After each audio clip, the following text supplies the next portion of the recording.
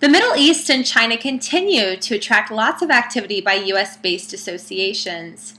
The Council of Tall Buildings and Urban Habitat recently concluded their most successful World Congress in Shanghai. This is the second interview of a two-part podcast series where we examine the achievements of this Congress. In part one, we looked at how the event was organized, and I met with MCI Group's Vivian Zhang and Sammy Liu. In today's interview, I met with the Executive Director, Antony Wood, of the Council of Tall Buildings and Urban Habitat to discuss 2012's World Congress and the future plans the Ctbuh has for conferences in China. So I'm here today with Antony Wood, the Executive Director for the Council on Tall Buildings and Urban Habitat, the Ctbuh, headquartered in Chicago. And Antony, thank you so much for joining me today. You're welcome. And so how important is the World Congress to Ctbuh members and the greater urban sustainable development community? Well, it's massively important.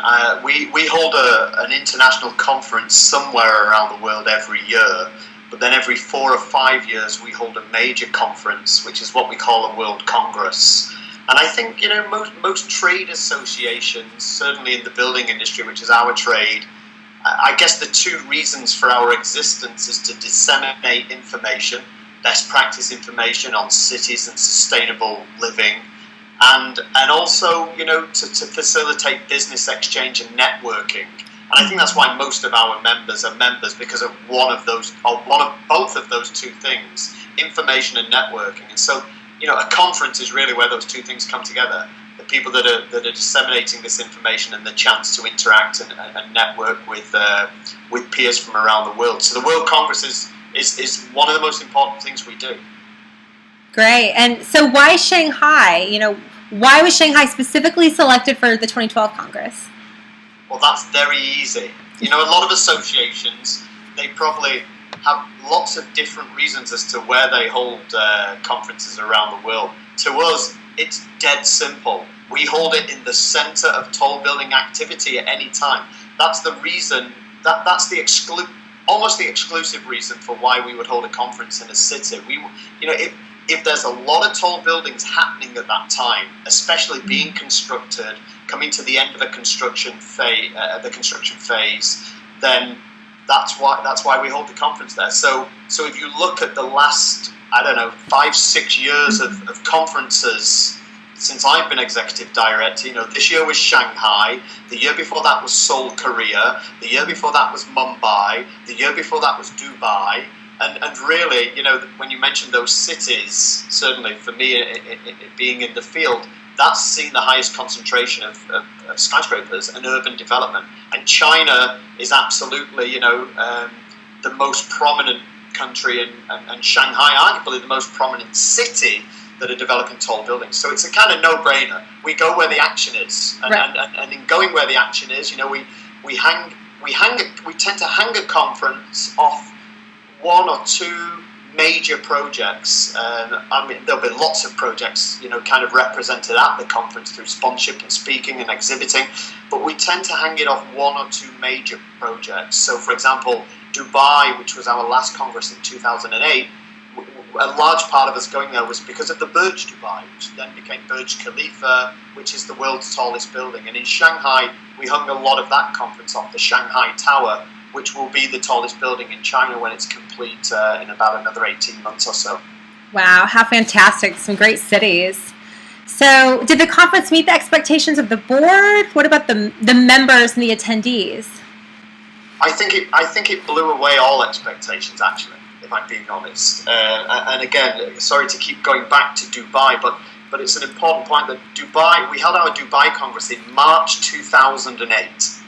And that's an important time because you will remember that October 2008, the world economies crashed. And we were very thankful that we decided to hold it in March. Hindsight is a wonderful thing. And Dubai was incredibly successful, but I remember talking with the board of trustees shortly after that meeting, or later in the year when the economies crashed, and we said, the stars aligned for that conference, and it's probably going to be a long time until the stars align again for us to have such an exceptional conference in terms of the level of interest shown in it, the quality of the speakers, the delivery of the detail, but also, the kind of the financial equation, because we're a non-profit organization, and to be quite honest, we have to make a profit on our conferences to feed back into the finances of the organization to sustain our existence. So we thought it'd be a long time until we saw the Dubai effect happen again, and it happened in spades in Shanghai. In fact, Shanghai on many levels was even more successful than Dubai. And that's just not from an organizational viewpoint, that's based on the feedback we got from members and attendees as well. Wow. And so what is the short-term effect or impact of that success on Ctbuh? Well, it depends where you hold this conference. In 2009, we held it in Chicago. It was our 40th anniversary. We've been around for 43 years, and so we returned home to our roots for our 2009 40th anniversary conference, and that was a great event. But the impact of that wasn't massive, because it was predominantly our US-based colleagues that attended, and it was a reminiscence, and it was a great conference. The Shanghai event was right from the beginning part of a bigger strategy for us, which is a strategy based on growth in China. And when I first went out there, I don't know, maybe 2-3 years before the Congress itself, when I started to lay the groundwork for that together with our chairman at the time, I think it's fair to say that we had virtually no members in China. So what we achieved with the Shanghai Congress is remarkable, because we did it from virtually a standing start. No one had even heard of our brand, really, in China. And so the short-term impact of it is really quite massive. I mean, we now have a significant number of members in China, which was due, in the lead-up period to the Congress, at the Congress itself, and then since the Congress through follow-ups. So it's had a huge impact on membership in China. We've gone from 0 to, I don't know, maybe 10% of our membership income's in China now. And it's also had a big impact on our future plans there. And it's only been, 2 months since the event itself, so it's still early days. But we are thinking of, we're more than thinking, we are planning to now open an office in China, and we're now thinking of, again, thinking is not enough. We are now planning a second annual conference in China in 2 years' time. So we're thinking we'll probably do a biannual conference in China. So really, that's a pretty significant impact, I think, short, mid, and long term. Wow. So I know it's only been 2 months, like you just said. This is probably a big question, but what about long-term strategy? You just mentioned another conference there in 2 years. What about future developments in China? Well, if China carries on at the pace that it has been doing, it's, I don't know what the percentage is, but you can say that 50% of what's happening in tall buildings around the world is happening in just that one country. So China's a huge market for us. It's being driven by urbanization, of course. It's not being driven by just this quest to build tall buildings, which arguably, places in the Middle East, it's more a quest for iconic buildings. In China and other places like India and Indonesia and Brazil, it's being driven by urbanization. And just there's lots of statistics about this, but I think the most important statistic, or the most easily understandable statistic, is that 179,000 people are urbanizing on this planet every day. That means 179,000 people are moving from the countryside to a city, or being born into a city, which means we as a global species need to build a new or expand our existing cities by 1 million people every week. 1 million people, that's huge, happening predominantly in China, India, Brazil, Indonesia, and these kind of countries. And so long term, we're a US-based organization, the Council on Tall Buildings and Urban Habitat, but our membership, I would say, probably 65% of our membership is now outside the US, and so we have got to grow with, go with where the tall buildings are happening. So that's this is definitely going to happen in China, continue to happen in China. But one of the things strategically for us as an organization, as I started by saying that conferences are really, really important because it's where the twin aspects of our mission come together. So we're looking to start to do more than one international conference a year from 2014. Next year we already chose London. London will be the destination for the 2013 conference, because the City of London is actually a bubble of activity in a general area of doom and gloom, actually, economically, but the City of London is doing quite well. And we appointed MCI London to run our 2013 conference. And then in 2014, we're going to be looking to hopefully do 2 conferences from that year on. And one of those conferences, if things continue as they are, will almost definitely be in China. Oh, fantastic. And so were there any particular specific lessons learned from Shanghai? Oh, yeah. There's always lessons learned. There's always lessons learned. Right. And I mean, I've been executive director for 6 years, and we've been organising conferences for 43 years, but there's only a certain amount of institutional knowledge which, is passed on from one generation to the next, or, staff to the next. And so I'm learning every time. I'm an architect by profession. I'm not an event organizer. I'm not. So Dubai in 2008 was the first conference that I'd organised, and as soon as I did that, I could see different ways to improve it, and that happened every year. And even in Shanghai this year, I saw things that could be improved. But I think one of the things that we pride ourselves, or I pride myself on at the council, is the great level of detail that we put into this event. And I think, the girls from MCI in China alluded to this in their interview, that there's, for them, it was a great learning experience because of the level of detail that we as an organization put into the event, down to the graphics, or the name badges, or whatever it was. And so, yes, there were certainly things that I learned doing that. I think probably the biggest challenge, an area where I learned the most was kind of adopting what we do to the Chinese cultural context. And that's an obvious thing to say. If you're organising a conference around the world each year, then it needs to bend and change a little bit according to the local cultures and customs. And I spent the best part of 10 years working in Asia myself when I was an architect. So I'm not unfamiliar with that part of the world. But there were certain things where, things may not have gone in a straightforward way like they would do in other destinations, and that took some adjusting. Mm-hmm. Well, so hindsight being 2020, right? Is there anything you would do differently?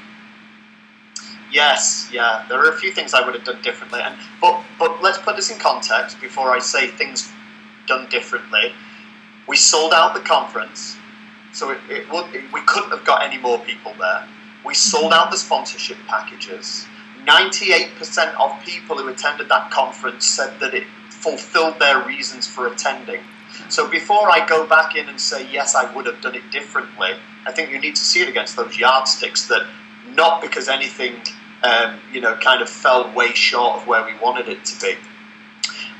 But and so part of these comments that I'm going to make are about the longer term strategy in China, not necessarily about the conference. One or two things that we could have done, which I think would have helped with our longer strategy in China. And one of those was were the kind of developers in attendance at the conference. We had some great developers. Developers are the guys who make the buildings happen. They're the guys with the money. They're the guys with the checkbooks. The only developers, the primary motivation, the person who says, I want to build, or our organization wants to build a skyscraper in XYZ. They're the top of the food chain. They're the top of the tree. And it's important to get their view, but also from a networking viewpoint, if the developers are there, then the architects will be there, the engineers will be there, the suppliers will be there, and it kind of has a knock-on effect. And don't get me wrong, we had a lot of developers there. We had some of the top developers in the world, Shanghai Tower, and various others. However, what I found in terms of learning was that sending emails and sending communications to these companies to invite them to get involved in the conference, whether through sponsorship or speaking or attendance, was virtually non-effective. Virtually non-effective. The most effective way was to get on a plane and travel there and set up a face-to-face meeting. And in almost 100% of cases, 90% of cases where I did that, it had a result. And that's the way that the top Chinese developers in particular operate, on a face-to-face basis. I never had any problems getting meetings with the very top people in these organizations. They understood and respected our organization enough to say yes to a meeting. And then once I was we were in a face-to-face meeting, I found that it was very effective. Sending emails, sending communications just wasn't effective. I think that most of the top people in China don't even read emails. So that was one lesson. That was one thing I would have done differently. The second thing was with regards to press and media. Again, we had a good press presence, media presence at the conference, but it was hard work to get people there. It was hard work to get the press and media there, and I would have liked to have seen more there, because the conference was great for those that were in attendance, 800 people. But actually, I wanted this to be a reach out to maybe 8,000 or 80,000, and it's only through the media and press that you would get that. And this is important for our long-term growth. So we convinced 800 people that we're an organisation worth, kind of investing in and spending time with. But it's important that a conference does more than that. For example, the proceeding that we made. We produced an 800-page proceeding for this conference in 2 languages, English and Chinese, which was a huge undertaking to do that. And that has a legacy way beyond the conference. But the press and media also has an important legacy. And I think we didn't tap into that as much as we could. And it wasn't through want of trying, but again, culturally, it might not be political of me to say it, but if you want to get the Chinese press in attendance at your event, you've got to pay them. And that was a huge cultural obstacle for us. Not necessarily a financial one, but a moral and cultural obstacle. The concept of paying a journalist to come and report, and it was an obstacle that in the end our principles would not allow us to kind of overcome that, and I think that had a detrimental impact on getting certain press there and the number of press. What advice can you share with any other associations looking to do a large conference in Shanghai or China? Okay, so that the first point is to hire a good partner locally who understands and can navigate you through the cultural issues. That's perhaps the most important thing. And then the other advice I would give is plan to spend quite a bit of time in China. As I said previously, I think trying to communicate from afar through emails, through telephones, especially with the top-level companies that you want involved or top-level organizations, is difficult. So my advice would be probably plan to spend 2 or 3 times more time in the country than you would do in a typical conference in another region, because I think that face-to-face contact with high-level people is important and generally worth the time that you put in, I found in my experience.